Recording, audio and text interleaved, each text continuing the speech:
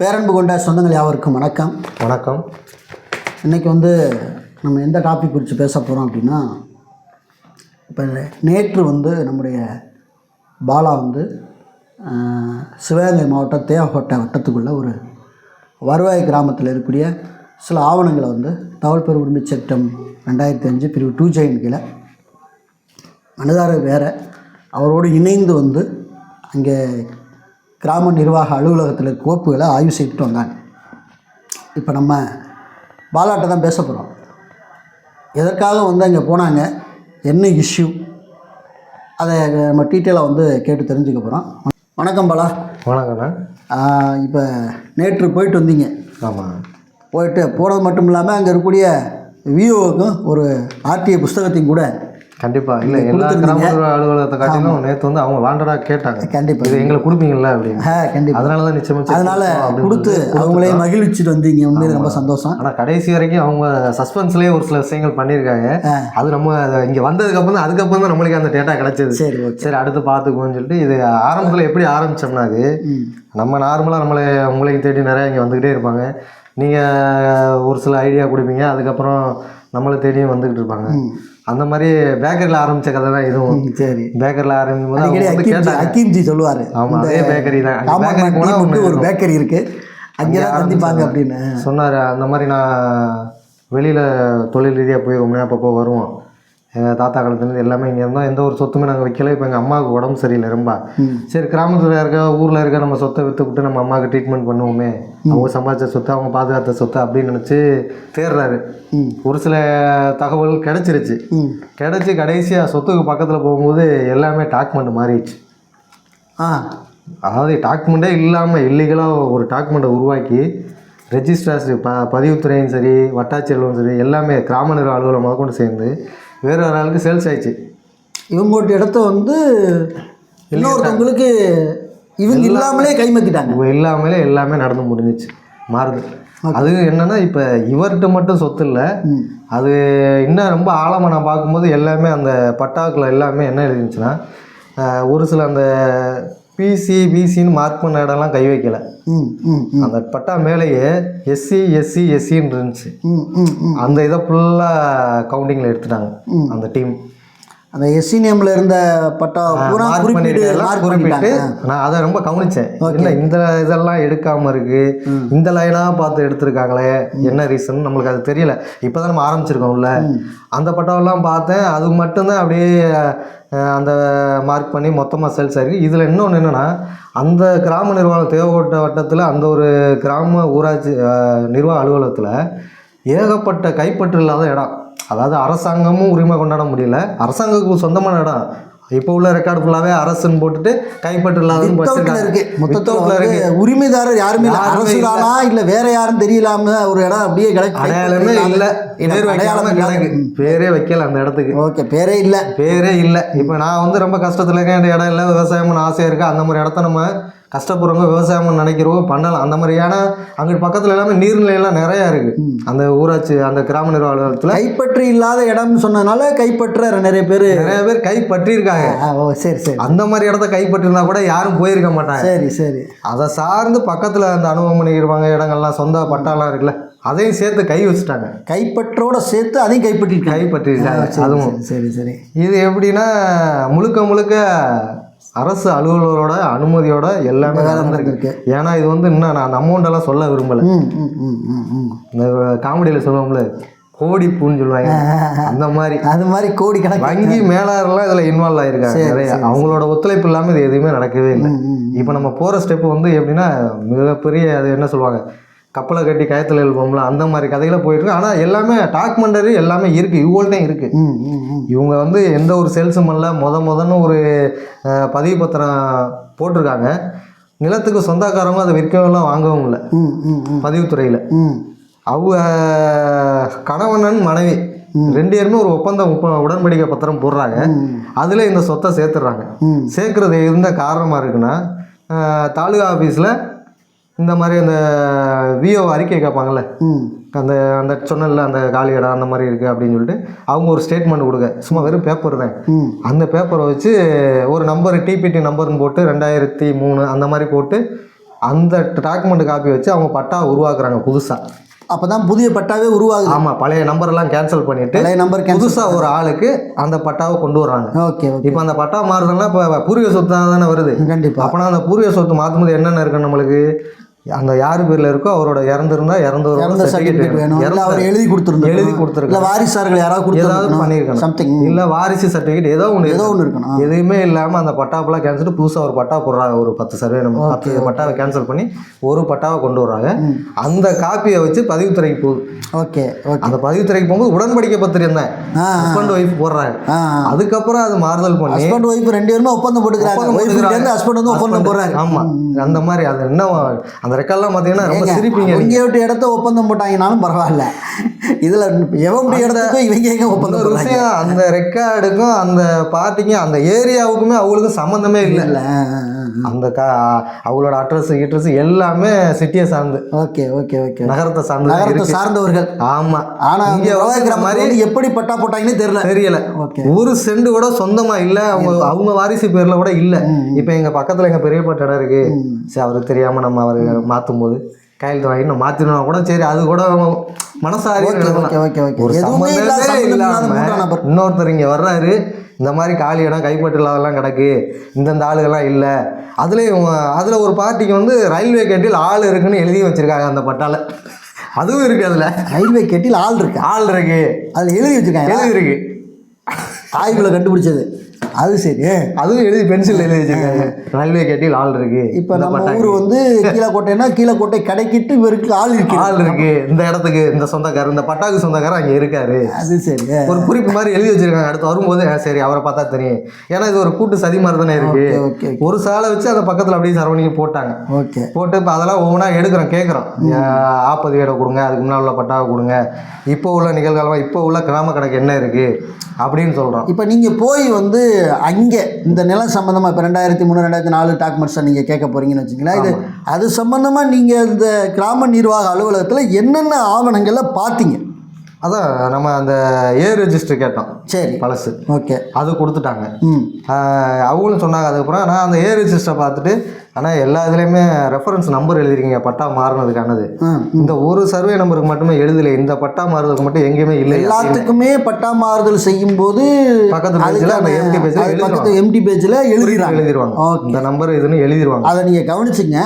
பதிவேடை வந்து நீங்கள் போய் எங்கள் ரெஜிஸ்டரை பார்க்கும்போது முதல்ல வந்து பழசுலேருந்து ஒரு புதுசை உருவாக்குறாங்க அப்படின்னா அந்த புதுசை எதன் மூலம் உருவாக்குறாங்கங்கிற ரெஃபரன்ஸ், இப்போ வருவாய் கோட்டாட்சியர் ஆர்டர் போடுறாரா, வட்டாட்சியர் ஆர்டர் போடுறாரா, இல்லை நீதிமன்றம் ஆர்டர் போடுதா, இதை வந்து அந்த ரெஃபரன்ஸ் நம்பரை மேற்கோள் காட்டி அதை அடிச்சுட்டு தான் அதன் மூலம் புதுசை வந்து அவங்க உருவாக்கணும் இந்த ஆர்டர் மூலம். ஆமாம், அவங்க கையெழுத்தும் போட்டுருவாங்க. அதே இது அந்த இது ரெக்கார்டு பார்த்துட்டே இருக்கோம். பார்க்கும்போது அந்த இதுக்கு மட்டும் இல்லை.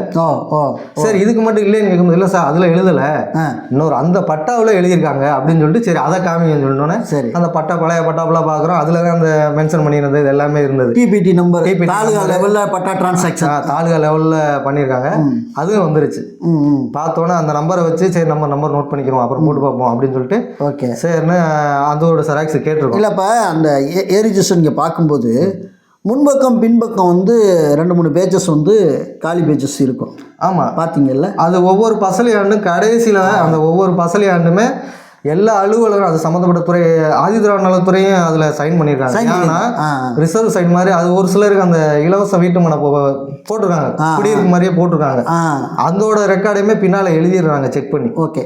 ஒவ்வொரு ரெஜிஸ்டர் பராமரிக்கும் போது கணக்கு ஒப்பிக்கும் போது அதை வந்து ரினியூவல் பண்ணிக்கிட்டே அந்த பக்கத்தில் எழுதிக்கிட்டே வராங்க. அந்த ஜமாபந்தி அந்த பசலி ஆண்டு மாற ஒவ்வொரு வருஷம் பின்னால் என்னென்ன மாறுதல் நடந்திருக்கு, நான் ஏன் நிரந்தர மாறுதல் நடந்திருக்கு, ஆர்டிஐ பதிவு பண்ணிட்டு விஓ ஆஃபீஸை கலாய் பண்ண போகிறோம்னு நினைக்கிறவங்க கண்டிப்பாக இந்த தகவலை தெரிஞ்சுக்கணும். இந்த முன்னால் இப்போ நம்மளுக்கு வந்து மாற்றிருப்பாங்க, ஆனால் வெளியில் காட்டிக்கிற மாட்டாங்க. வெளியில் காட்டினா தெரிஞ்சு வரும்ல, சீல் வச்சு எல்லாரும் கையெழுத்து போடுறது. கண்டிப்பாக அதே மாதிரி இங்கே உள்ள மாற்றிட்டு வெளியில் காட்டாமல் எழுதி வச்சிருவாங்க.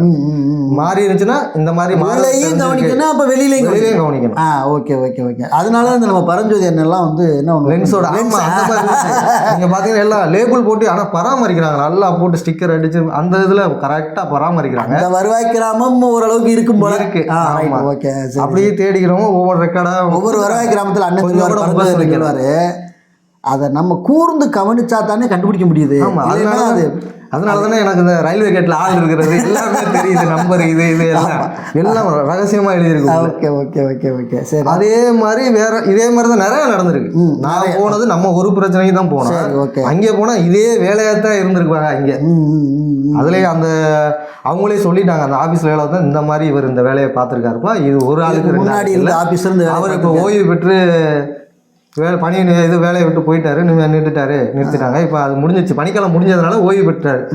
அந்த சலுகையை வாங்கிட்டு இருக்காரு. இப்போ நம்ம அது அடுத்த டார்கெட் அங்கே தான் போகும். ஓகே ஓகே அந்த டார்கெட் பண்ணிக்கிட்டு இருக்காங்க. சரி சரி சரி. இது எல்லாம் முடிச்சு பார்க்கும்போது நல்லா, அதாவது நீர்நிலையிலேருந்து எல்லா டாக்குமெண்ட்டும் ரெக்கார்டு வச்சுருந்தாங்க. கொஞ்சம் கூட முகம் சொல்லிக்கல அவங்க, நம்ம கேட்க எல்லாமே கொடுத்துட்டாங்க. சரி சரி. பட் இங்கே என்ன தவறு இருந்திருக்குன்னா, இப்போ இவங்க இப்போ நிர்வாகத்தில் இருக்கவங்களுமே தவறு பண்ணியிருக்காங்க. நான் அது அவங்கள்ட்ட காட்டிக்கல, எதுவும் பண்ணலை. சரி, நம்ம சிரிச்ச முகத்தோடு எல்லாம் பண்ணுறாங்க, நம்ம கேட்கக்கூடிய ரெக்கார்டு தர்றாங்க, பதிவுகள் எல்லாம் தர்றாங்க அப்படின்னு சொல்லிட்டு எல்லாம் பார்த்து எனக்கு தேவையான ரெஃபரன்ஸ் எல்லாமே எடுத்துக்கிட்டு வந்துட்டு அப்புறம் எனக்கு கொஞ்சம் டவுட்டாக இருந்துச்சு. இல்லை, எடுத்துக்கிட்டு வந்தீங்கன்னா அது எப்படி நகலாக கேட்டிருக்கீங்களா? நகல் கேட்டிருக்கேன். நான் மனு வைக்கும்போது வீடியோவும் புகைப்படம் அனுமதி கேட்டிருந்தேன். அதுக்கு அனுமதி கொடுத்துருந்தாங்க. ஓகே, புகைப்படம் நீங்கள் எடுத்துக்கலாம். முதல் 1 மணி நேரத்துக்கு இலவசமாகவும் அந்த கட்டணம் கூட சொல்லி அவங்களுக்கு சொன்னாங்க, கேட்டாங்க, நீங்கள் கட்டணம் கட்டிட்டு தான் பார்க்கணும் அப்படின்னு சொன்னாங்க. அப்புறம் சொன்னால் இல்லை மேம், ஃபஸ்ட்டு 1 மணி நேரம் நம்மளுக்கு இலவசம் தான், அதுக்கப்புறம் அப்புறம் தலைவர் அவர் கூப்பிட்டு சொன்னால் ஆமாம் அப்படி தான், இந்த சட்டமே அப்படி தான் அப்படின்னு அப்படி சொன்னார். அதுக்கப்புறம் ஒன்று சொல்லி கரெக்டாக அந்த மாதிரி ஃபாலோ பண்ணிக்கிருந்தோம். நான் மீதி கூட கரெக்டாக 1 ஹவரில் முடிச்சிட்டோம். அதிகமாக தான் பணம் கட்டியிருப்போம், அவங்களுக்கு சொல்லியிருப்போம் இந்த மாதிரி மற்ற கட்டணம்.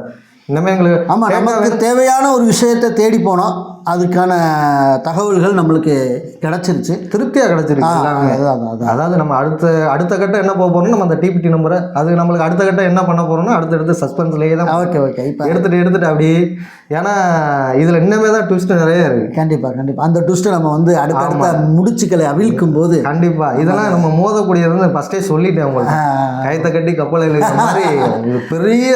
இப்போ இந்த அரசாங்கத்துக்கு இழப்பு நிறையா வந்திருக்கு கண்டிப்பாக இதனால. கண்டிப்பாக அரசுக்கும் இழப்பு. கண்டிப்பாக நம்ம பதிவுத்துறையில் போய் பார்க்கும்போது அந்த டாக்குமெண்ட் நம்ம அதுக்கு முன்னால் ஒரு 2 நாளைக்கு முன்னால் பதிவுத்துறை போயிருந்தோம். கண்டிப்பாக அங்கே உள்ள டாக்குமெண்ட் நம்ம எடுத்துட்டோம், அந்த சொத்து சம்மந்தமாக எடுத்துருக்கோம். அது வந்து ஒரு எக்ஸாமுக்காண்டி அந்த பதிவுத்துறை எப்படி செயல்பாடுகள் இருக்குன்னு தான் நம்ம அதை போனோம். இன்னும் உள்ள டீப்பாக போய் இன்னும் அந்த பதிவுத்துறை என்ன கலாவி பண்ணலை. அடுத்த கட்டம் நம்ம அந்த மாதிரி தான் பண்ண போகிறோம். ஓகே, அந்த பதிவுத்துறையை கண்டிப்பாக. ஏன்னா ஒவ்வொரு விஷயங்களுக்குமே இப்போ அரசாணை போட்டிருக்காங்க, பதிவுத்துறைக்குமே போட்டிருக்காங்க. 1000 ரூபாய்க்கு முன்னே நம்ம ஒரு ஆவணமோ ஏதோ வாங்கும்போது ஒரு கட்டணம் செலுத்தி நம்ம அந்த சர்வீஸை சேவையை பெறும்போது அதுக்கான பண பரிவர்த்தனை வந்து பிஓஎஸ் மூலமாக வாங்கிக்கலாம் அப்படின்னு எல்லா பதிவுத்துறையிலுமே இருக்குது.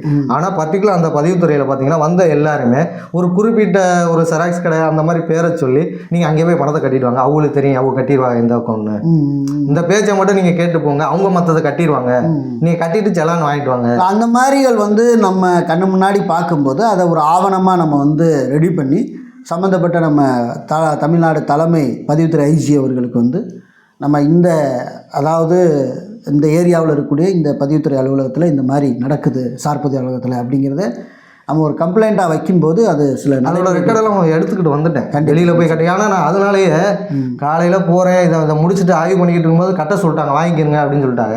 இதனால் போகிறேன், அங்கே 1 ஹவர் நெட்வொர்க் பிரச்சனை, நெட்வொர்க் உட்கார வச்சிட்டாங்க. அது நம்ம யோசிக்க வேண்டியது, ஏன் உட்கார வச்சிருக்காங்கன்னா வெளியில், அது நம்ம யோசிக்க வேண்டியது. அது மாதிரி பொது தகவலோட நம்மளுக்கு ரெஸ்பான்ஸ் பண்ணி இந்த சட்டத்தை மதித்து இதை பண்ணுங்கப்பா, அவங்க கேட்குறத எடுத்து கொடுங்க, ஹெல்ப் பண்ணுங்க அப்படின்னு சொல்லி விட்டுட்டாங்க.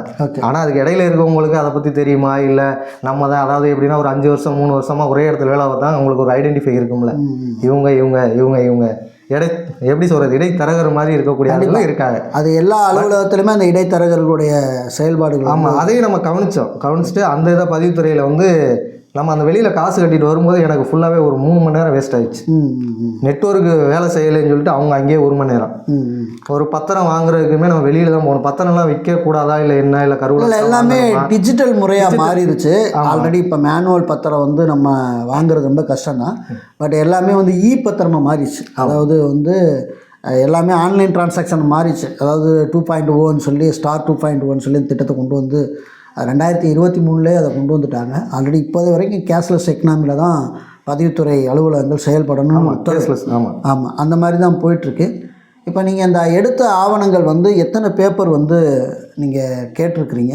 அதை இப்போ பதிவுத்துறையில் உள்ள நம்ம ஆகிட்டோம். இப்போ இங்கே வந்து நம்ம ஒரு ஒரு 200 பக்கம் நம்ம கேட்டிருக்கோம். ஓகே. ஏ ரெஜிஸ்டர் ஃபுல்லாகவே. ஏன்னா அந்த சொத்துக்கள் கைப்பற்றலாத சொத்து இருக்குங்களே, அது என்ன ஆயிடுச்சுன்னா ஒரு சிலருக்கு மட்டும் பட்டா கொடுத்துருக்காங்க. எந்த அடிப்படையில் கொடுத்தாங்க நம்ம தெரிஞ்சுக்கிறாங்க. Okay okay. அதையும் ஃபுல்லாக கேட்டிருக்கோம். இல்லை ஏன்னு கேட்குறேன்னா, இப்போ ஒரு சில பேர் விஓ ஆஃபீஸ் போகிறதுக்கு முன்னாடியே வந்து ஒரு டவுட் இருக்கும். எனக்கு இப்போ ரீசெண்டாக ஒருத்தர் வந்து கால் பண்ணி விஓ அலுவலகத்தில் ஒரு தகவல் கேட்டாவே தரமாட்டாங்க பிரதர் அப்படின்னு சொன்னாங்க.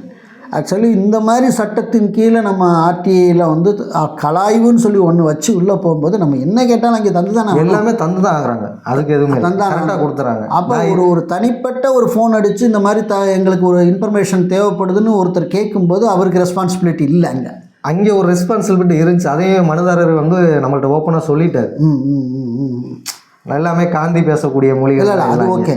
நான் என்ன சொல்கிறேன்னா, இப்போ என்கிட்ட பேசின ஒரு நபர் என்ன சொன்னாங்கன்னா, இந்த மாதிரி ரெஸ்பான்ஸ் இல்லை, அப்போ ஆர்டிஐ நான் பயன்படுத்தலாமா, பயன்படுத்தினா எனக்கு பிரச்சனை வருமா அப்படின்னு சொல்லி அவர் கேட்டார். ஆமாம் இல்லை, அதான் உண்மை. இல்லை எப்படின்னா லஞ்ச ஊழல் எதிராக தான் நம்ம அந்த ஆர்டிஐ சட்டத்தை பயன்படுத்த போகிறோம். அவர் ஆக்சுவலாக அதை சொன்னது நான் சொல்கிறேன், அந்த காந்தி மொழி பேசுனதுனால தான் நம்மள்ட்ட அதுக்கு பேசினார். சரி சரி. அதுக்கப்புறம் இப்போ என்னப்பா இப்படி நல்லா இருக்கு, அது பதிவுத்துறையில் அவருக்கே தெரிஞ்சிருச்சு. இப்போ நம்ம 2 கலாயமாக பேசிக்கிட்டு இருக்கோம், சேர்த்து தான் பேசுகிறோம். என்ன பதிவுத்துறைஞ்சுரா இதேஞ்சுரா. நம்ம பதிவுத்துறையில் போய் சம்மந்தமான ஆள் உள்ளே உட்கார விட்டுருக்காங்க. நம்ம அந்த சட்டத்துலாம் போய் உட்காந்துருக்கோம். ஒருத்தர் வந்து நீங்கள் எந்திரிச்சு வெளியில் போங்க, உங்களுக்கு வந்து கம்ப்யூட்டர்லாம் செக் பண்ணுறதுக்கு, அதில் உள்ள தரவுகளை செக் பண்ணுறதுக்கு எல்லாம் உங்களுக்கு அனுமதி இல்லை அப்படின்னு சொல்கிறார். அப்புறம் தன்பதிவீடெல்லாம் அவங்க கொடுக்கலாம் மாட்டாங்க, முடிஞ்சால் அவர் கொடுக்க சொல்கிறாரு பார்ப்போமே எஸ்ஆர்ஓ அப்படின்னு சொல்கிறாரு நம்மள்டையே. சரிங்க, அதை நான் எப்படி அறிவிக்கணுமோ அதை சொல்லிட்டு ஒரு 59 டாக்குமெண்ட் அவர்கிட்ட அப்போவே நான் செராக்ஸ் எடுத்து, நம்ம வீடியோ நீங்கள் தான் அப்லோட் எல்லாம் பண்ணிருக்கீங்களே, அப்போவே பிரிண்ட் அவுட் எடுத்து அந்த 59 டாக்குமெண்ட் பார்க்குறதுக்கே நான் வர்றேன். ஏன்னா ஆர்டிஐ சட்டத்தில் வந்து கட்டணம் வந்து பதிவுத்துறை சம்பந்தமான ஆவணங்களை வாங்குறதுக்கு தான் நம்ம அந்த நடைமுறை சட்டம் பதிவு. வாங்கணுமோ அல்லது பத்திர பதிவு நகல் வாங்கணுமோ இதுதான் நம்ம கட்டணம் செலுத்தணும். அதுக்கு தான் அதில் பொது ஆவணங்கள் அவங்க கவர்மெண்ட் ஜாப்ஸ் தானே. ஆமாம், அந்த ஆவணம் வாங்குறதுக்கு நம்மளுக்கு நார்மல் ஆர்டிஐ கட்டணம் லொட்டலோஸுக்கு எல்லாமே அந்த 59 ரெக்கார்டே நான் பார்க்குறதுக்கு வர்றேன். ஏன்னா இவ்வளவு நீங்கள் சின்சியராக நல்லா ஒர்க் பண்ணுறீங்க, கண்டிப்பாக நல்லதாக இருக்கும் அப்படின்னு சொல்லி நான் பிரிண்ட் எடுத்து கையிலே கொடுத்துட்டேன். 59 ஆவணம் பார்க்குறதுக்கு வரும்னு சொல்லிட்டு அங்கே ஒன்று. அதுக்கப்புறம் அந்த மனுதாரருக்கு நம்பிக்கை வந்துச்சு, சரி எல்லாமே கரெக்டாக தான், அந்த சட்டத்துக்கு ஒரு மரியாதை இருக்குது, சரி நம்ம இதுபடியே போவோம் அப்படின்னு சொல்லிட்டு அப்புறம் அவங்க கன்சல்டிங் பண்ணி கொஞ்சம் ஓரளவு இப்போ தேவையானது ஒரு 70% டேட்டா கரெக்ட் பண்ணியாச்சு. இன்னும் 30% வந்து எப்படின்னா ஒரு இடத்துல இருக்குது கண்டிப்பாக அந்த டேட்டா.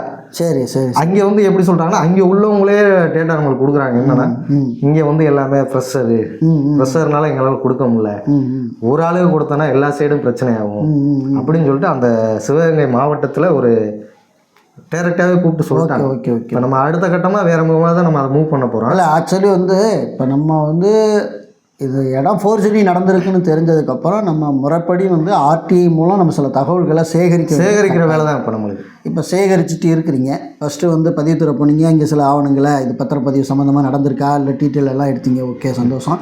2வது விஓ ஆஃபீஸ் போய் அங்கே இருக்கக்கூடிய தரவுகளையும் வருவாய்த்துறை தரவுகளையும் செக் பண்ணியிருக்கீங்க. ஆமாம். 2க்கான ஆவணங்கள் உங்களுக்கு கிடைக்கப்பட்டிருக்கு. அதில் வந்து எழுதப்பட்டிருக்கிற அந்த பட்டா மாறுதல் உத்தரவில் டிபிடி நம்பரை வச்சு நீங்கள் அடுத்து ட்ராஷ் பண்ணுறதுக்கு பிளான் பண்ணியிருக்கீங்க. அடுத்து நீங்கள் ஆர்டிஐ பதிவு பண்ண போகிறீங்க. பெரும்பாலும் வந்து இந்த ஏரிச்சஸில் வந்து அந்த எழுதப்பட்டிருக்க இந்த ரெஃபரன்ஸ் நம்பரை மேற்கோள் காட்டி நம்ம வந்து இணையத்திலையும் தரவுகளை போய் செக் பண்ணலாம். எந்த பட்டா டாக்ஸஸ் என்ன போட்டு நம்ம வந்து இணையத்தில் பார்க்கலாம். இல்லையா நம்ம அதுக்கு ஒரு ஆர்டிஐ வைக்கலாம். இந்த மாதிரி வந்து விஓ அலுவலகத்தில் இந்த ஏரிச்சஸரில் இந்த நம்பர் குறிப்பிடப்பட்டிருக்கு, இது வருவாய் கோட்டாட்சியர் ஆர்டராக இருக்குது, இல்லை மாவட்ட ஆட்சியர் ஆர்டராக இருக்குது, தாசில்தார் ஆர்டராக இருக்குது. இந்த தாசில்தார் எந்த ஆர்டரை பேஸ் பண்ணி, எந்த ஆவணத்தை பேஸ் பண்ணி இந்த ஆர்டர் போட்டார், இதுக்கான நாங்கள் அதுக்கான கோப்புகள் வச்சுருப்பாங்களா, எனக்கு கொடுங்க, அல்லது நான் ஆய்வு செய்து அதை எடுத்துக்கிற எனக்கு அனுமதி கொடுங்க. அப்படிங்கிற போது அந்த லேண்டில் ஃபோர்ஜரி நடந்துருச்சுன்னா நிச்சயமாக நம்மளுக்கு அதில் சாட்டிஸ்ஃபை ஆகிறதுக்கான வாய்ப்புகள் இருக்குது. பரவாயில்ல, நிறைய ஆவணங்களை சேகரிச்சிருக்கிறீங்க. அடுத்த நகர்வுக்கு நீங்கள் போகும்போது அதற்கான விழிப்புணர்வு தகவல்களையும் நம்ம சேனலில் தொடர்ந்து பதிவேற்றம் பண்ணலாம். இந்த வீடியோடைய நோக்கம் என்னென்னா, ஒரு லேண்ட் இஷ்யூக்கு ஒரு 3 அலுவலகங்களை நம்ம ஆய்வு செய்ய வேண்டியிருக்கு. ஒன்று பதிவுத்துறை, 2வது வருவாய்த்துறை. இந்த 2 துறையில் வட்டாட்சியர் அலுவலகங்களை பட்டாமரத்தில் இருந்துச்சுன்னா அங்கே நம்ம ஆய்வு செய்யலாம். இல்லைன்னா அடிப்படையாக கிராம நிர்வாக அலுவலகத்தில் ஆய்வு செய்யணும். அந்த ஆய்வு செய்யும்போது என்னென்ன டாக்குமெண்ட்ஸை ஆய்வு பண்ணோம் அப்படின்னு இப்போ பாலா அவர்கள் சொன்னாங்க. ஸோ அதையும் நீங்கள் பேஸ் பண்ணி இந்த மாதிரி நீங்கள் என்ன செய்யணும்னா ஆய்வு பண்ணி முதல்ல வந்து உங்களுக்கான லேண்டு சிக்கல்களை தீர்க்கணும். அப்படின்னா இந்த மாதிரி ஒரு சில விஷயங்களை தெரிந்து கொள்ளுங்கள். உங்களோட பிரச்சனைகளை நீங்கள் சரி செய்யுங்க. மீண்டும் நல்ல தகவலோடு உங்களை வேறு சந்திக்கிறோம். நன்றி.